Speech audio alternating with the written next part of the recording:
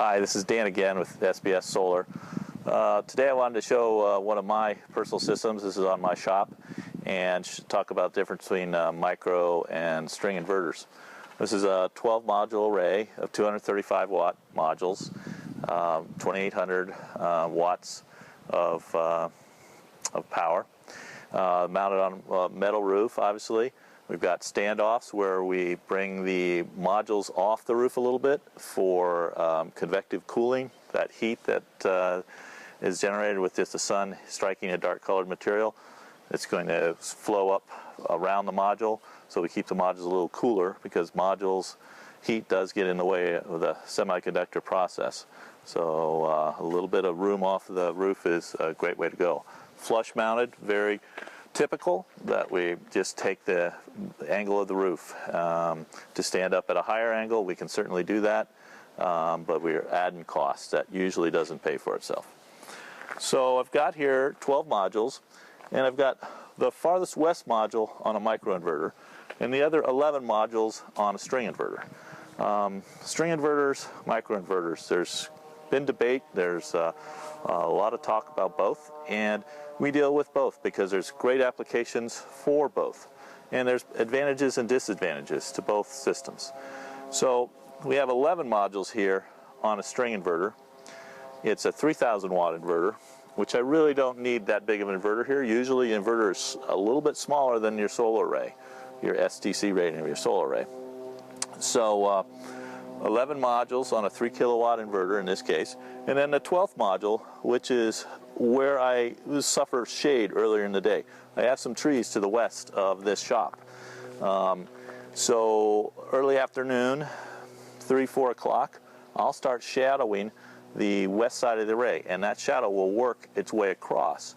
If I had this totally on microinverters, I would lose one module, then another module. The modules on the east side would continue running, which is a good advantage, especially if we've got even more shade.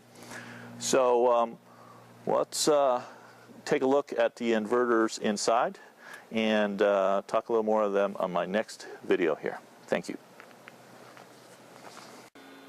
So I'm inside of my shop here. My shop I make biodiesel in, and so it takes a little electricity to make bio, pumps and electric hot water heater type element to heat things up. And basically this array compensates for the amount of electricity it uses that I use to make bio. And these are the two inverters we spoke of. I have the 3000 watt Fronius string inverter and a 1 microinverter. So as we were talking about outside, we got 11 modules through this unit and 1 module through this unit. I like to play around with various systems and test things. I love this what I do, and I like to play with it as well. So let's just talk about positives and negatives. String inverter, been around for more than 10 years. Millions of them in the field around the planet. High quality, majority of them are made in Austria.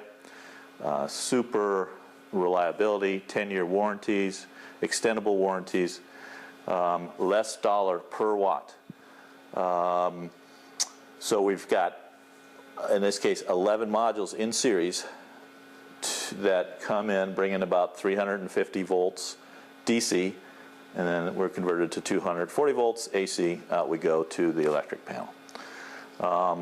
We've got monitoring on the unit, which is sufficient for a lot of systems. I love having these inside a building because of the temperature fluctuation on a daily basis. You know, we have quite a difference from morning to heat of the afternoon, and that expansion and contraction of electronics is what gives us troubles and shortens our useful life. So string inverter versus micros. The micros are typically placed behind the modules on the roof. So they are exposed to the high temperatures and the temperature variations on a daily basis, which is a big question of what this will be like, even though we have, with the end phase units made in California, a 25-year warranty. Well, we can talk about warranties on another video, but I guess the jury's still out in my mind on how long these will last in that environment. I brought this in here so I can just play with it. Typically it's up on the roof. If we do have failures with those, we've got to get up on the roof and work on them. If we have an issue with this, we've got it in a place where it's easily serviceable and can diagnose things fairly quickly. A little more cost in the micros. We have the shade advantage. If we shade one module in a series string, this is going to suffer drastically. If we had all 12 modules on these, no, one module is one module. We also have monitoring on a single module level, where we have monitoring on a more of a total level here, or we can monitor on a string level. So those are the difference between the two.